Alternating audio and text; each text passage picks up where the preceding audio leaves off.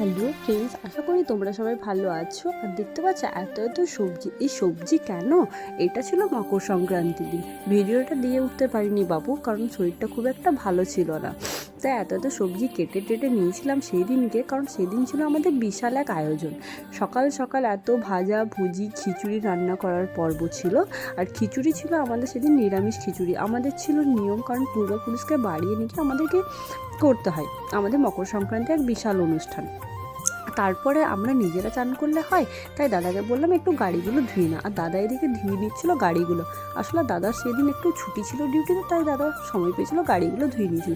আর দেখতে পাচ্ছ মা আর আমি মিলে খিচুড়ি তরকারি ভাজা ভুজি চাটনি পাঁপড় সব করে নিয়েছিলাম। তারপরে খিচুড়ি সাটিয়ে নিয়ে বিকেলবেলায় করে বসে পড়েছিলাম পিঠে। এখানে আমাদের এই পিঠেটাকে সিম পিঠে বলে। তোমরা কে কে এই পিঠেটাকে বলো কমেন্টে জানি। খেজুর গুড় আর পিঠে খেতে কার না ভালো লাগে। তারপর এটা ছিল পরের দিন সকালে আমরা পিঠে খেয়ে চলে গেছিলাম। আমাদের এখানে ছিল আখান পুজো, মানে বাবা গোসাইয়ের পুজো।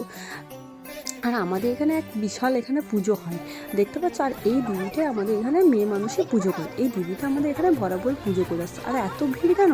দাঁড়াও বলি, হড়বড় করো না। এখানে ছিল মুরগি বলি হচ্ছিল। এখানে এক নিয়ম আছে, মুরগি বলি পাঠা বলি হয়। আমি তো দেখে অবাক, এখানে আমার মদের বোতল কেন? ও বাবা, সবাইকে জিজ্ঞেস করতে বলি এক বিশাল প্রসাদ নাকি। তো দেখতে পাচ্ছি এখানে খিচুড়ি আর এখানে মুরগিগুলোকে খাইয়ে নিচ্ছিল, এরপর বলবে।